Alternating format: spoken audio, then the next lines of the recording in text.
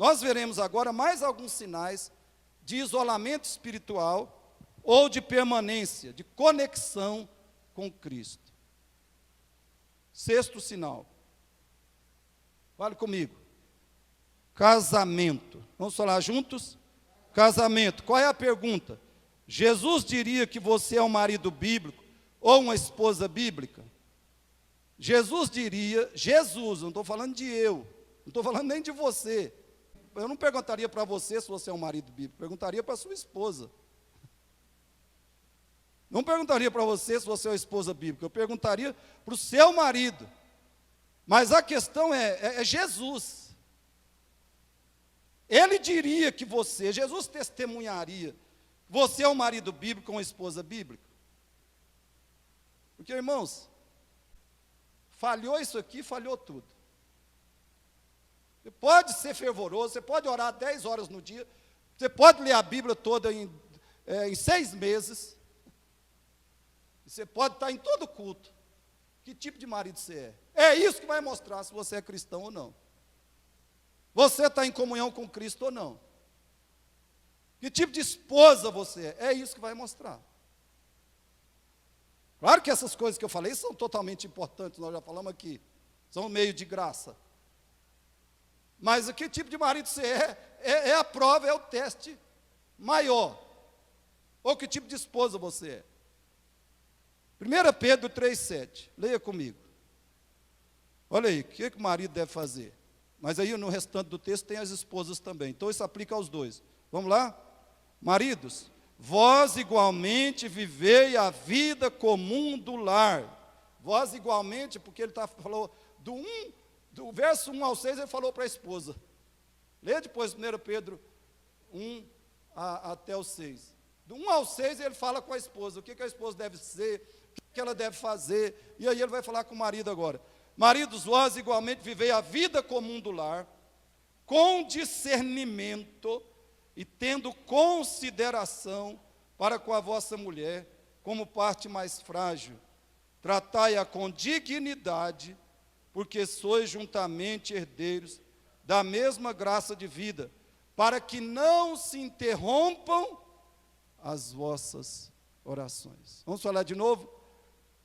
Para que não se interrompam as vossas orações. As nossas atitudes e a nossa conduta com marido e esposa vai nos manter conectados com Cristo ou desconectados, em comunhão ou sem comunhão.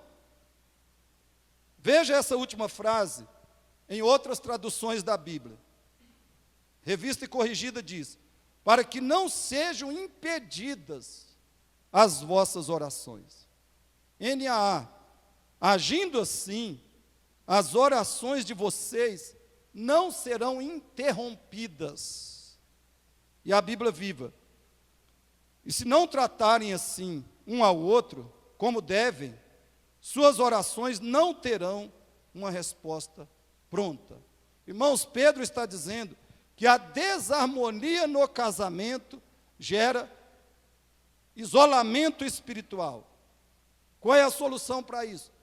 A solução é seguirmos a Cristo. A solução é cada um de nós seguir a Cristo também no casamento.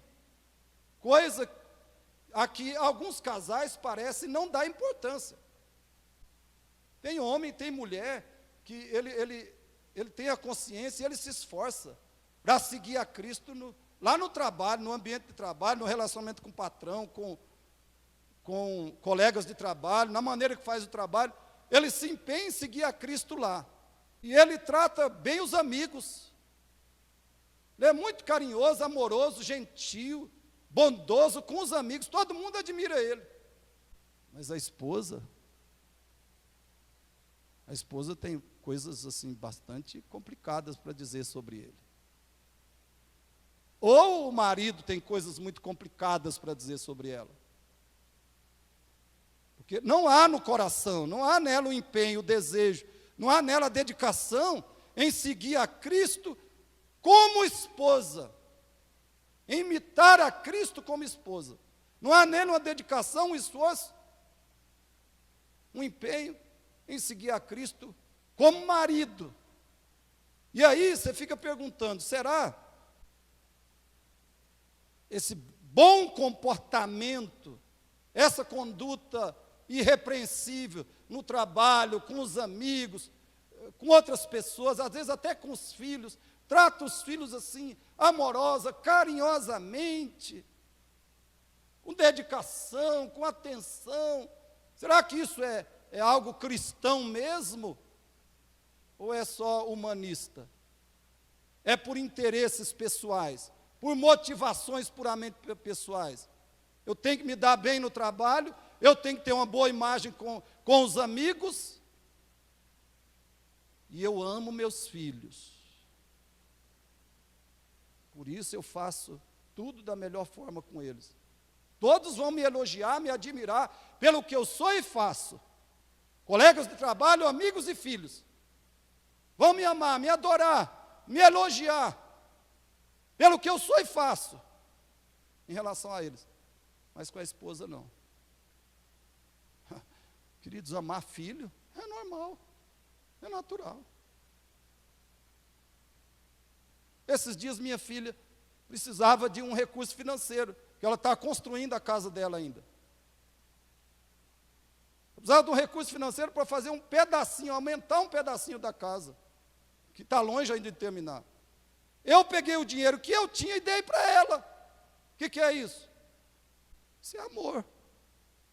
É amor. Mas eu faço isso com o irmão que está necessitado? Eu faço isso com Deus? Amar o nosso filho é normal. Eu diria que é um amor natural até. Agora eu quero ver amar a esposa, amar marido. Tem gente que... Esse é amor espiritual. Porque não é mole, não. Então, irmãos, ser marido, amar, eu quero ver amar a esposa, eu quero ver amar o marido. É isso que é ser cristão. É isso que é ser cristão. Escute com atenção. Um marido bíblico exerce a liderança, o governo eficaz e bíblico da sua esposa e família. O marido bíblico prioriza as necessidades da família, especialmente as necessidades espirituais da esposa e dos filhos. Marido bíblico prioriza as necessidades de esposa e de filhos. Necessidades principalmente espirituais, depois emocionais, depois físicas. Marido bíblico habitualmente estuda a Bíblia e ora com a sua família. Habitualmente estuda a Bíblia e ora com a família. Marido bíblico não é molenga, não é omisso. Ou seja, ele não faz o que a esposa quer só porque ela quer. Ele não deixa a esposa ou os filhos fazerem o que eles querem. Ou seja, ele exige que a sua família obedeça a Deus. Ele atende o desejo da esposa se é bíblico, se é espiritual fazer aquilo. Se não é, ele não atende, pronto. Ela atende o desejo do marido se é bíblico, se é espiritual. Se não é, ela não atende. Aliás, tem marido aí exigindo da esposa coisa que não é esse o caso aqui agora. Então o marido exige que a sua família obedeça a Deus. Se ele não exige isso e não estabelece isso, ele não é governo, ele não é autoridade no lar. Ele não é realmente cabeça da casa. Ele é um... Pensa aí o que você quiser. Portanto, irmãos, um marido bíblico é exemplo de obediência a Deus. Ele é exemplo, porque como que eu vou exigir obediência a Deus da minha esposa, dos meus filhos, se eu não obedeço? A autoridade, o líder, o governo, tem que ser o primeiro que obedece. Então, o marido bíblico é exemplo de obediência a Deus para a sua família. Só assim ele está qualificado como cristão. Como cristão. Uma esposa bíblica é submissa. Essa é a palavra, querida. Submissa. é a palavra bíblica. As pessoas aí na onda do humanismo secular estão querendo mudar as coisas, né? A palavra bíblica é submissa e o conceito dela é esse mesmo. Uma esposa bíblica é submissa, ela respeita e promove, por exemplo, ela respeita e promove a liderança, a autoridade, o governo do marido do lar.